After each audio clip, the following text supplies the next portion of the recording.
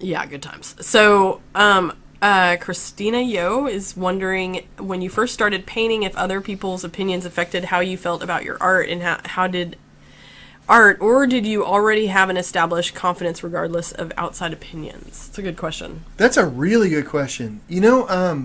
I had zero confidence really, and I think that helped me because whenever I lost my eyesight, I was a student in college, and I didn't really think that I would be able to do anything. Like I didn't know anything about blindness. I didn't know about any of that, so I just thought everything was kind of over. And I also have epilepsy, so I went to I was enrolled in the Office of Disability Accommodations at my college. So I went there to basically say goodbye, like, thanks for all the help. And Ron Venable was the director of the ODA there, and he was like, "Oh, John, you don't have to leave. You can do anything you want to. You can be whatever you want to be." And I thought he was so nice to lie to me like that, try to make me feel better. But honestly didn't think so. I was able to stay in school, and I stayed in school there. But I honestly didn't think that anything would be new. And then the great thing about artwork is that it forces you to do something new all the time, and you're constantly thinking about your brush. You're not worried about the past. You're not concerned about the future. You're not thinking about anything except the paint on your brush. And when I first started showing, I didn't think anybody would ever want to see a painting of mine. And I didn't tell anybody I was blind because I didn't want them to think that I didn't want them to think about the vision or anything. I just wanted them to look at the paintings, and I wanted to meet the other artists, other people that were just as obsessed as I was. And then so it wasn't really a thought of anybody liking it or not liking it. I just figured nobody would like it. But that's such a good question, though, because every artist, I think, has to come to, whether you're sighted, whether you're not, there's this point when you have to decide whether or not you're going to show it to somebody. And I think really the best time to do that is when you're okay with the criticism, where you can take it or you can leave it. So somebody can give you their opinion about your art, and if it's a good opinion, don't necessarily take it. Be like, I know it sounds weird. If somebody's saying something nice about your artwork, it seems like that would be a good thing, but that can be just as much a bad thing as somebody saying a bad thing about your artwork. Because if you need to push yourself a little bit more in a direction, but somebody says, "Oh no, that's great. I love that. I love what you did there," then you'll stop. You'll think, "Oh, okay, that's great. I'm done. I've got that part mastered." When really maybe you should be pushing it a little bit more. And somebody could hate something, but maybe they don't know why you're doing it like that, or what you're going to do next, or the reason why it's like that. So I mean, it doesn't mean that they're right. So it's. But if you can get to a point, I think, where you think, I value your ideas, and I value your criticism and your about the artwork, and just and be able to separate yourself. Like, I almost see the artwork as being separate. Then it's great. Like, then you can show it to someone, but it can be really harmful. It can really hurt. Like in college, I got a creative writing degree and a lit degree and disability studies degree. But in the creative writing stuff. Those creative writing stuff. You can tell that I'm an English major in the creative writing all stuff. Those fancy words. all those fancy $2 words I've learned. But in the workshops and stuff, where when people would bring their work, and they would share a story that they wrote, and somebody would give it like a minor dig, and they would just crumple. And they were like, "Oh my gosh!" Oh my gosh, yeah. It's like, "Oh, it's horrible." And Jackie, she has 2 art degrees. Like, she has a master's in design and in photography undergrad, and so I'm sure you went through tons of workshops where people had to show stuff, and then. Yeah, I mean, crits in college definitely gave you some thick skin, and they're like trolls before the internet. Like, they'll say mean things just because they can say it. Yeah, trolls on the internet are a whole nother bag. I mean, it's like just they don't even deserve the time of day, but because they just have nothing better to do. But regardless, yeah, the crits in college, it was funny because you could see the students that felt okay about their work, or they felt more. I guess they just could take criticism better. It was always like a weird range. It was like people that just crumbled when they got bad, remarks, and people that just thought they were God's gift to the work, so they were just defensive, and it was, or they just took it in and moved on. You know, there was like those three type of people, and and yeah, art school will definitely like either highlight what type of person you are, or it'll help hopefully in the long run, like especially in photography. Because I worked at the newspaper, and man, you saw it all day long. People would come through, students would come through, because I also taught there, and they just thought they were God's gift to photography, and it was, you know, a little surprising, and not until like 3 years or when they actually got out into the field did they realize that you need to listen to other people's criticism to be better. That was a whole separate thing, but yeah, I mean, I think it's more about your confidence and I don't know, being the process alone. I know when I was doing art, it was very much like the process is what drove it. Sure, I wanted great reviews, and it did sting a bit when the teacher was like, it's direction, or I don't, you know, whatever. But again, you know, part of it is a little their opinion. Yeah. And I mean, if it's a technical if it's a technical issue, then yeah, then you learn and you move on. But I don't know. I mean, I don't know. When I was in school, I really, my worst photography class was alternative methods, and I thought I rocked that class, but the teacher didn't. I don't know how else to put that. The teacher disagreed with my rocking of the class. So, but she was her art style was very different. But you know, that did you know, you just kind of take it with a grain of salt, I guess. And one thing that's really nice to remember, it's kind of like what we're saying, you know, is that somebody can say something good or nice or mean about your artwork, but either one of them can be harmful. So if somebody's saying nice, you know, it doesn't necessarily mean it's a good thing. So I don't know. And it may not be their bag, man. I don't know. I mean, even if somebody likes it, I mean, that could be more harmful than someone not liking it. If you need to push yourself a little more, and yeah. I don't know, kind of like if you know, if you're, you know, like if you're a guy and you have a girlfriend and they're like, oh, I love all your stuff, and you know, it's like, that's awesome, but maybe they don't know as much about art as, you know, somebody else. You know, I don't know. It's just. You trying to say that you love when I give you criticism? Oh no, I do love your criticism. But I don't always listen to you. And, I know you don't. And yeah, and you know I don't. And you're okay with that because you know. I'm his harshest critic. You are, and so, but I value what you say because I know you'll say when you don't like something, and I trust her judgment more than anybody else, but I don't necessarily believe her when it comes to art because. I mean, it's my painting, you know what I mean? I mean, when it comes down to it, it's my painting. I mean, if you don't like it, that's cool. I will say that when I walk into the studio and you're like, what do you think? And I'm like, I blah, blah, blah, blah, blah. You'll be like, yeah, I was thinking that too. Yeah. It almost always ends up that way. You just needed somebody to come in and confirm it. Usually when I ask you to come in, it's because I have an idea that I want to change something, and then I'm thinking, maybe I'm just overthinking it. Like, maybe this is... So if I mention it, then it's a thing. Well, if you notice the same thing that I was thinking about, then I know it's definitely a thing. Like that was a thing. You know? If I may add, yes? And also to point out, I was sitting back here with my hand up, like I was trying to you know, I was like, wait a minute, what Answer am I doing? me. I was like, no, I have a question, teacher. You know, whenever I first met y'all, and like now realizing like, oh, well, Jack's about to turn. What, 11? Yeah. So crazy? I've known y'all at least 12, 13 years. Yeah, it's been a good 2 years, hasn't it? And all that time. I remember, like, you know, whenever I first met you, and I think you were already starting to, like, paint and stuff a little bit, or maybe, like, a lot. One of your main concerns was you didn't want to be patronized. You know, it wasn't the, like, oh, is my art good enough? You know, you were worried that people would lavish praise on you because, oh, you know, look at him, he's disabled, you know, and way to go. His paintings are moderately acceptable. You know? Yeah.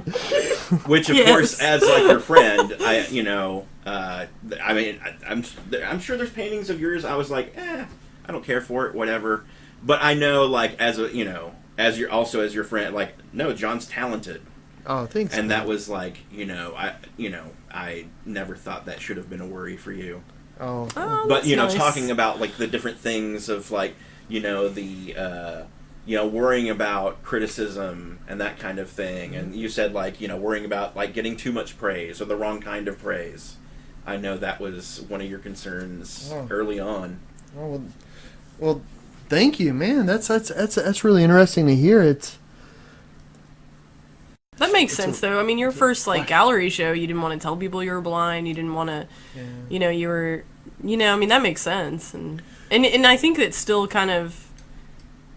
I mean, I don't know if that's anything of a concern now, but Yeah, I started getting over it a little bit more, like, and started putting that, cause I I don't make that a big thing on the website, but I started putting it a lot more because, especially when we started doing talks, because I feel like if I was hiding the fact, then whenever I go tell kids, oh, you can do whatever you want to do and all this, I mean, if I wasn't being completely out there, then it just seemed disingenuous in a way, where I'm like, oh, you can do anything when you're blind, but but don't tell anybody I'm visually impaired.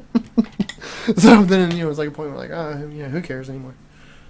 So Christina Yeo said that's very insightful about the other people's opinions.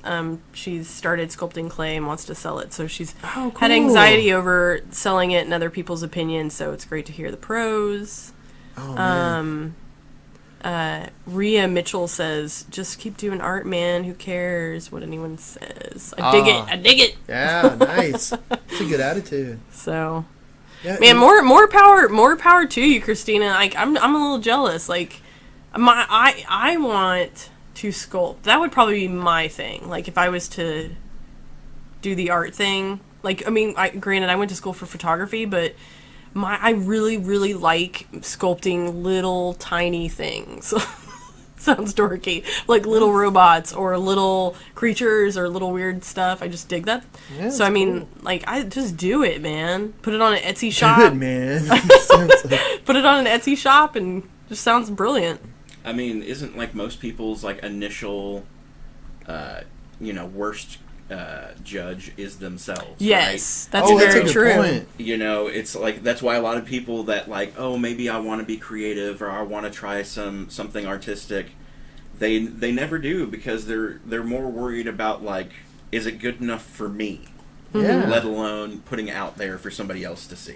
That's a good point. You are your own worst critic, so if you can stand putting it online. Yeah, and never believe what an artist says about their work because either they're too critical about it or they love it too much. Like it's really hard to get some good feedback from the actual artist because other than me, then all my stuff's genius and amazing. So I'm the only one that really knows. I'm the only artist you should listen to. True, I guess. No, but So Sam and Andy joined us. really, Yes, and Rhea said your work was beautiful. I may have already told you that. Christina said I should you do can it. keep telling me that. It's Zen place when she starts sculpting. I get you. Oh, I'm yeah. there. I should do it. I don't know. That's one of the There- best things about it, isn't it? Yeah. I'm doing all right. This sounds terrible, but John bought me a set to do encaustic work, and I have yet to break that out.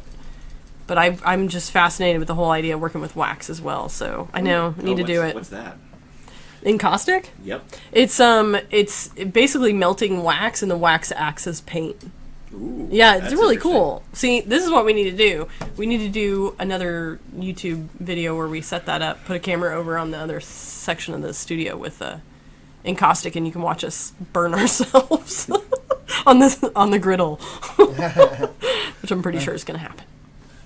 Hey, Sam and Andy, by the way, we have Brian here in-house. Hi, guys. Hi guys.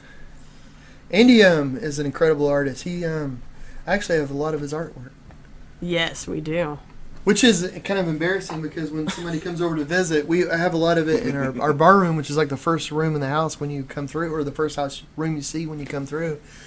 And a lot of Andy's stuff is in there, and people are like, "Oh, I love that piece." I'm like, "Oh, that's not mine. That's Really? Andy's." But I like but that I like one. this other piece too. I'm like, That's "Oh, not that's not mine. mine either. That's Andy." We usually do a blanket statement of if it has any 3D elements, it's not. Well, yeah, giant 3. Yeah, Yeah. yeah, Yeah. Anyway, that's funny. for reals, man. Albert Henning Wisniewski said it's looking cool, man. Oh, thank you. I got a lot more work. I don't know if I'm going to finish this one tonight. You probably won't. It's 8:40. It's 9:48. Yeah. I'm probably. You know what, guys? I'm gonna make it like another maybe finish it off at 10 or so. Okay. But I'll come back and I'll do the rest of it live as well another time. And that's just because I don't want to rush it. Like I'm digging it, but a lot of this is still the underpainting, and I want to do some really cool kind of. Yeah, her like upper body. It's and not right. Yeah, the hands need work too. Like. Yeah. Yeah. This hand too. All of that. Yeah, and it's still blocked out. So what I'm thinking about doing, maybe I should talk about that, but I'm going to have highlights on her face, and I don't want it to be too colorful, because I'm actually going to have a lot more color in her hair. That's one reason that I'm thinking about not finishing it tonight, because I want it to really dry so I can touch it and feel what I did and be able to put in some more color that's so much brighter, and then rework her body and all. And because all this is just blocking in still. But I'm digging where it's going, though. I mean, this is still very unfinished. Yeah, I like the movement that her hair is causing. It's cool. Oh, cool. Cool, man. Thank you. Yeah, Karen- she's got the whipping going around. She's rocking it out. Oh, yeah, I Karen. wonder if she keeps her from getting all tangled up in that bow, Well, that's true. I played the violin for all of 5 months in the 5th grade. Oh, until they asked you to stop. until they asked me to leave. Oh, Apparently, I talk too much. In the that's a 5th sad story that I love, though. That's Whatever. funny. Whatever. I think I would have been brilliant. They squashed my Yeah. brilliance. Anyway, Karen Teeter said, have you guys ever tried to make your own paints out of local plants and minerals? No, I would love to do that. I looked that up though before, and it's so involved, and there's so much to that. Yes, and, I remember there was one, we were going to go camping like 3 or 4 years ago with Andy and Sam, my brother and sister-in-law, and I was like, this is gonna be it. We're gonna hippie this out and like bring some different plants and crush them and do that. And then I started Googling it, and it was like involved. It is. It's I have done dry pigments where like you get the pigments and then you work with that to be able to mix in and I used it with resins and different things where I can add the pigment and control it. But I've never done it where you've gone out and collected the plants and the minerals. That would be so cool. That would be really cool. And I've wondered about that. Like I've thought about like going to the desert, where you can get like these ochres and these different sort of, and doing a painting just from what you found. And I thought it was going to be a tiny painting. It would be. It'd be small. Here's my painting, guys. Hope you all enjoy it. But that would be cool. And that just seems like a good time, too. I mean, because you would have to learn a lot about plants. You'd have to learn about minerals and also how to prepare them. So, I mean, it would be an awesome reason to go for a hike or to go, like, on a camping trip and, just look at all this stuff, learn about the land and then be able to take that material and actually make something beautiful with it. That would be... Gosh, you got me all worked up about it, man. Yeah, I know. Now I'm going to revisit the concept. We'll just have to plan a camping trip and rummage for flowers, I guess. I don't even know how this works. To the Grand Canyon? Fruits? No. Oh, yeah. Not doing that Grand again. Canyon was fun. Well, Yeah, we go say hi to Rocky again. Yeah. Apparently, I need to. One of Kelly's friends said she really, really wanted to visit the Grand Canyon. Oh. So at some point in my life, I've got to make it a. Got to do it. I've got to do it. I gotta take her with me. It's just a short 16-hour drive, and it's just a short 16-hour drive. But it's not a bad drive. yeah. I mean, it's not in traffic. Well, I don't know. Andy's here. We should ask Oh, yeah, him. yeah, He really. actually drove the When- entire way. Yeah, when we went last time, Andy drove practically the entire way. Mm-hmm. I think Sam might have driven a little bit, and then I shared a little bit. But Andy likes to drive. He's one of those people that Yeah. prefers to drive. We should definitely take Andy. Yeah. Andy, you're invited. Andy's going. Just bring your keys. Yeah. Your keys, your wallet, your watch. Your keys, your wallet, your watch. Yeah, that was a fun trip. We rented a big, giant, like, family van, and through It's Always Sunny in Philadelphia on the TV, on the computer, and just watched it the whole trip up. And I mean, Andy didn't watch it, but he listened. Yeah, and we had the podcast by Ira Plato, I think, on NPR. Was it Ira Plato? It's Ira Ira Glass. Ira Glass. Who's Plato? A Something. philosopher from... No. There's somebody Plato on there. Nora? I don't know. Ira Glass, anyway. Yeah, but I want to say there's somebody Plato on there. Anyway, Ira Glass. And we had him on there, and Andy heard his voice. It was just his voice that was coming over the speaker. He's like, that guy's a nerd. But then he was sucked in. You can't not listen he was to like, those. oh, that's yeah. You know, it's awesome. Yeah, it gets you with the stories. Yeah. So Karen said that she tried it, and it was so hard, but super fun to see what the color would actually dry as. That's interesting. Oh, so it can color definitely change. wasn't just able to grab stuff that's colored. That's good to know. Yeah, that's But it was super fun. I'd recommend checking what colors make what, because that's the main thing I found out was a lot of them turned blue or green. They almost all dried a different color. I just made watercolors. That's cool. I would not have thought that. I would have literally been like, it's a powdery orange, it's gonna be orange. I need brown. I'm gonna chase that bar. You know, bears are brown, right? Rub the bear on the painting. There you go. Man, yeah, that'd be a lot to learn. Well, I guess I'm gonna let this dry, and then I'll attack it again. Maybe this weekend. Cool, man. We could think? throw it onto the next live show. Yeah. So the goal here is to we break these shows up into 30-minute. I mean, it's obviously if you've been watching the whole time, it's 2 hours, but we break it up into 30-minute increments to watch on YouTube for bite size.